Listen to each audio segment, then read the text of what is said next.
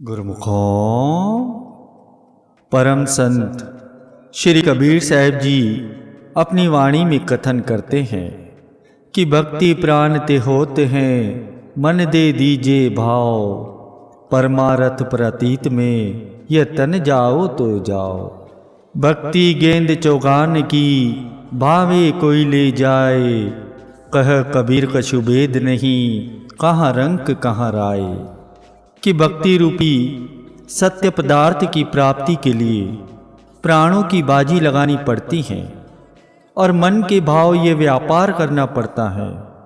परमार्थ के मार्ग में यदि अपने तन का बलिदान भी करना पड़े तो भी सेवक को अपने इष्ट देव पर पूर्ण विश्वास रखकर आगे बढ़ते रहना चाहिए।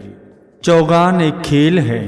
इस खेल में खिलाड़ी घोड़े पर बैठकर मैदान में पड़ी हुई गेंद को एक लंबी छड़ी से लक्ष्य स्थान पर ले जाते हैं। इसमें धनी निर्धन का कोई भेद नहीं किया जाता। संत महापुरुष कथन करते हैं कि चौगान की गेंद के समान भक्ति है। कोई भी इंसान इसकी प्राप्ति करके लक्ष्य पर पहुंच सकता है। भक्ति मार्ग में इस बात का कोई भेद नहीं होता कि भक्ति अभिलाषी निर्धन है या धनवान है। कहने का तात्पर्य यह है कि भक्ति की अनमोल संपदा को वही व्यक्ति प्राप्त कर सकता है जिसे इष्ट देव संत सद्गुरु पर पूर्ण विश्वास होता है। ऐसे सेवक को यदि सद्गुरु की प्रसन्नता के लिए काल के मुख में भी जाना पड़े तो भी वह घबराता नहीं, क्योंकि उसे इस बात पर पूर्ण विश्वास होता है कि मेरे इष्ट देव सदा मेरे अंग संग हैं और उनका कृपा पूर्ण कर कमल परोक्ष रूप से हर समय मेरी रक्षा कर रहा है। ऐसे ही समर्थ स्वामी गुरु रामदास जी अपने समय के पूर्ण संत महापुरुष रहे हैं।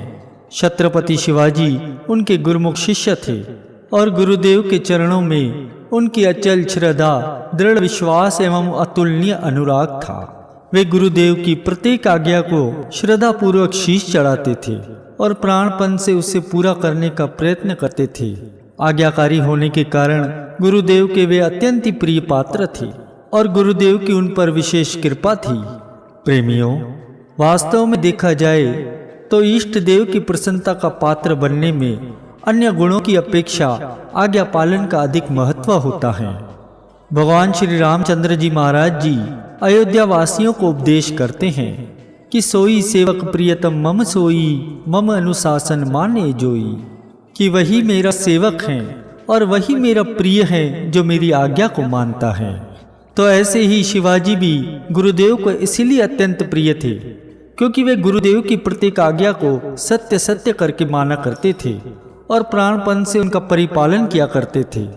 गुरुदेव की प्रसन्नता के लिए वे प्राणों का बलिदान करने को भी तत्पर रहते थे।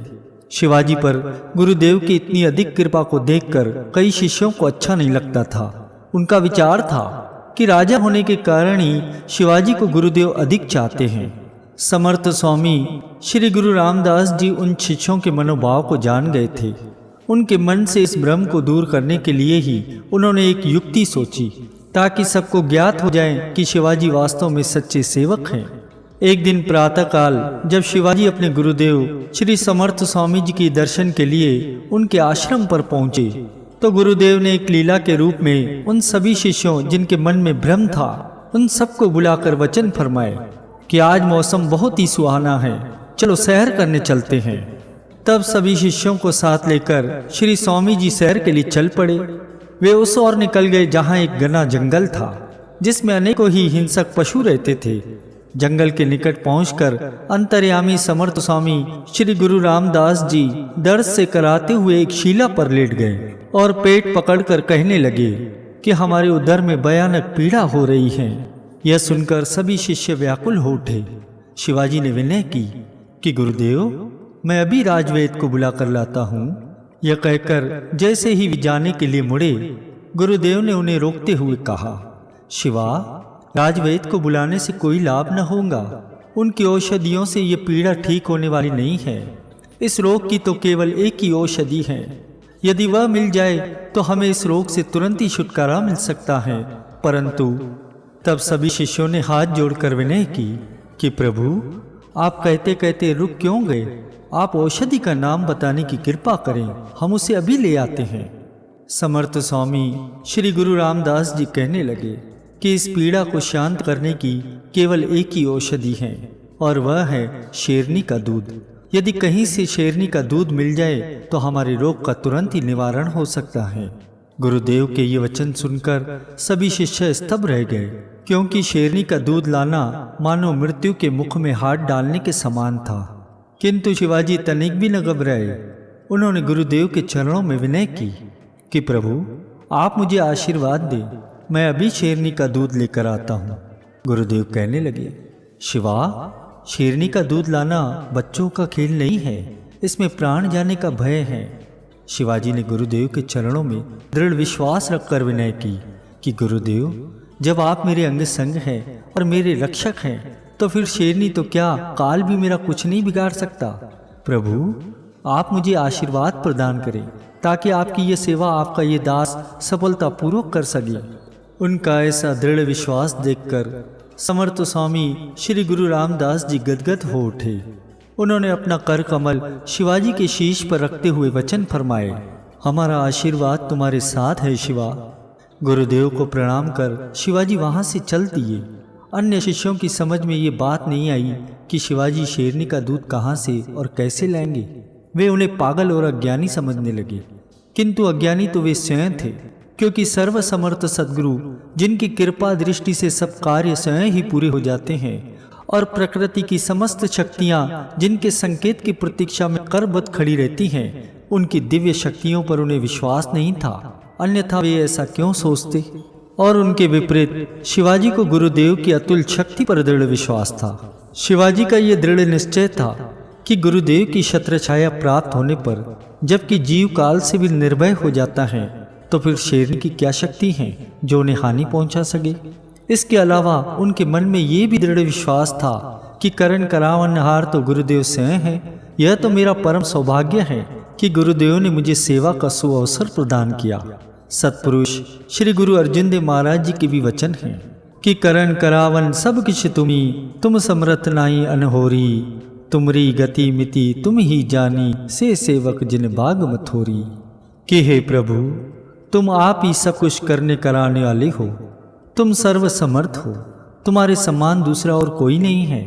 तुम कैसे हो, कितने महान हो, इस वेद को तुम स्वयं ही जानते हो। जिन मनुष्यों के मस्तक पर भाग्य विराजता है, अर्थात जिनका भाग्य उदय होता है, वही तुम्हारे सेवक बनते हैं। इधर मन में दृढ़ विश्वास रखकर शिवाजी सर्वप्रथम अपने महल में गए और वहां से एक स्वर्ण पात्र लिया, क्योंकि आमतौर पर ऐसा प्रसिद्ध है कि शेरनी का दूध केवल सोने के पात्र में ही ठहरता है।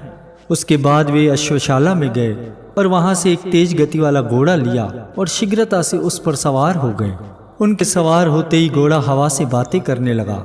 जंगल के पास पहुंचकर शिवाजी घोड़े को रोककर नीचे उतरे और घोड़े को एक पेड़ के साथ बांध दिया। उसके बाद वे स्वर्ण पात्र और रस्सी लेकर जंगल की ओर चल पड़े। जंगल में अनेकों ही ऐसी पहाड़ियां थी जिनमें गुफाएं बनी हुई थी। वे उन गुफाओं को देखते हुए आगे बढ़ने लगे। आखिर में उन्हें एक गुफा में दो शेर के बच्चे दिखाई दिए। वो दोनों शेर के बच्चे आपस में खेल रहे थे। वह गुफा बाकी गुफाओं से कुछ भिन्न प्रकार की थी। उसका द्वार ऊपर की ओर था। शिवाजी ने नीचे झांककर देखा, परंतु उन्हें शेरनी कहीं दिखाई नहीं दी। शिवाजी सोचने लगे कि शेरनी कहीं आसपास शिकार के लिए गई होंगी, वह तो थोड़ी देर में आ ही जाएंगी। परंतु ये गुफा तो बहुत ही गहरी है, इसमें कूदना तो कठिन है ही, बाहर निकलना तो लगभग असंभव है। तो क्या किया जाए? तभी उन्हें रस्सी का ध्यान आया। उन्होंने एक पेड़ के साथ रस्सी को बांधा और गुरुदेव को याद कर रस्सी के सहारे गुफा में उतर गए। इंसान को गुफा में देखकर वो दोनों शेर के बच्चे डर गए और चुपचाप एक कोने में दुबक गए। शिवाजी उन्हें पुचकारने लगे।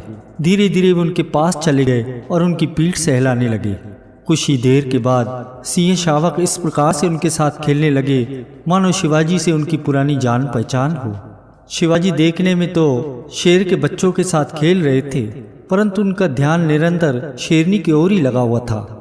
थोड़ी देर बाद उन्हें गुफा के बाहर से शेरनी की गर्जना सुनाई दी। शेर के बच्चे खेलना भूलकर ऊपर गुफा के द्वार की ओर देखने लगे और शिवाजी सावधान होकर एक कोने में खड़े हो गए। शेरनी कुछ देर तक ऊपर खड़ी गरजती रही, फिर मांद में कूद आई।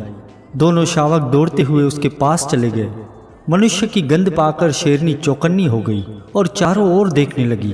तभी उसकी नज़र कोने में खड़े शिवाजी पर पड़ी। उनको देखकर वह गुर्राने लगी। अपनी मांद में किसी दूसरे जीव को देखकर हिंसक पशु वैसे ही क्रोधित हो उठते हैं, परंतु मांद में जबकि बच्चे हो तब तो मादा और भी हिंसक हो जाती है। इस बात को शिवाजी भली भांति जानते थे, परंतु शेरनी की गुर्राहट सुनकर वे तनिक भी भयभीत नहीं हुए। वे धीरे धीरे आगे बढ़ने लगे और कुछ ही दूरी पर शेरनी के सामने हाथ जोड़कर खड़े हो गए और उसके बाद विनय करने लगे कि माता, मेरे गुरुदेव उदर पीड़ा से व्याकुल हैं। उस रोग के निदान की औषधि गुरुदेव ने शेरनी का दूध बताया है और उसी को लेने के लिए मैंने तुम्हारी मान में घुसने की धृष्टता की है। मुझे थोड़ा सा अपना दूध देने की कृपा करो। शेरनी तो कुछ देर तक उसी प्रकार गुर्राती रही और शिवाजी हाथ जोड़कर उसके सामने खड़े रहे। बच्चों ने जब देखा कि माता उनकी ओर बिल्कुल ही ध्यान नहीं दे रही तो वे भागकर शिवाजी के पास पहुंच गए और उनके साथ खेलने का प्रयत्न करने लगे, परंतु शिवाजी उनकी ओर ध्यान देने की अपेक्षा उसी प्रकार हाथ जोड़े शेरनी के सामने खड़े रहे। बच्चों को शिवाजी के साथ खेलता देखकर कुछ देर के बाद शेरनी भी शांत हो गई और उसने गुर्राना भी छोड़ दिया। यह देखकर शिवाजी का साहस बढ़ गया। उन्होंने कुछ पल मन ही मन गुरुदेव का ध्यान किया और स्वर्ण पात्र उठाकर शेरनी के निकट चले गए। शेरनी चुपचाप खड़ी रही। शिवाजी उसके निकट ही बैठ गए और उसकी पीठ पर हाथ फेरने लगे। वह भी वात्सल्य प्रकट करते हुए उनका पैर चाटने लगी। उचित मौका देखकर शिवाजी ने थोड़ा सा दूध दुआ और फिर खड़े होकर उसे सहलाने लगे। कुछ देर के बाद शेरनी एक कोने में जाकर बैठ गई और बच्चों को दूध पिलाने लगी। शिवाजी रस्सी पकड़कर मान के बाहर आ गए। उनका काम पूरा हो चुका था और होता भी क्यों न। जिसके सिर पर सृष्टि के स्वामी श्री सद्गुरुदेव महाराज जी का कृपा पूर्ण हाथ हो, उसके समस्त कार्य बिना किसी विघ्न और बाधा के पूरे हो जाते हैं। सत्पुरुष श्री गुरु अर्जुन देव महाराज जी के भी वचन हैं कि सिर ऊपरी ठाठा गुरु सुरा, नानक ताके कारज पूरा। कि जिस व्यक्ति के सिर पर रक्षक के रूप में शूरवीर सद्गुरु स्वयं खड़े हो, उसके सारे कार्य सफल हो जाते हैं। जल्दी जल्दी पग बढ़ाते हुए शिवाजी वहां पहुंचे जहां उनका घोड़ा बंधा हुआ था। उन्होंने घोड़ा खोला और उस पर सवार होकर कुछ ही पलों में वहां पहुंचे जहां उनके गुरुदेव शिला पर विराजमान थे। वहां पहुंचकर वे तुरंत ही घोड़े से उतरे और गुरुदेव के चरणों में प्रणाम किया। गुरुदेव ने मुस्कुराते हुए कहा, शिवा, हमारी उदर पीड़ा तो कभी की शांत हो चुकी है, परंतु ये तो बताओ, क्या तुम शेरनी का दूध लाने में सफल हुए? शिवाजी ने स्वर्ण पात्र गुरुदेव के सामने रखते हुए विनय की, प्रभु, जब आपका आशीर्वाद मेरे साथ था तो फिर सफल होने में संशय ही क्या था? गुरुदेव कहने लगे, किंतु ये कैसे संभव हुआ, हमें सारी बात बताओ। गुरुदेव की आज्ञा के अनुसार शिवाजी ने सारी बात कह सुनाई, जिसे सुनकर सभी शिष्यों के मन का भ्रम दूर हो गया और वे शिवाजी की गुरु भक्ति, श्रद्धा और विश्वास की बुरी बुरी प्रशंसा करने लगे।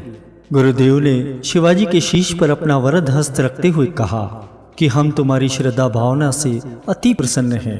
तुम्हारा नाम परमार्थ जगत में सदैव ही अमर रहेगा। गुरुदेव का आशीर्वाद पाकर शिवाजी का हृदय आनंद और उल्लास से परिपूर्ण हो गया। सेवक को और चाहिए ही क्या? सद्गुरु की प्रसन्नता ही तो उसकी सच्ची पूंजी है और जीवन का आधार है। जिसने सद्गुरु की प्रसन्नता प्राप्त कर ली, उसका तो जीवन ही सफल हो गया। इसलिए प्रेमियों, हमारा भी कर्तव्य है कि हमें भी शिक्षा ग्रहण करना चाहिए और अपने इष्ट देव श्री सद्गुरुदेव महाराज जी की प्रसन्नता प्राप्त करने का प्राणपण से यत्न करना चाहिए। इसी में जीवन की सफलता है।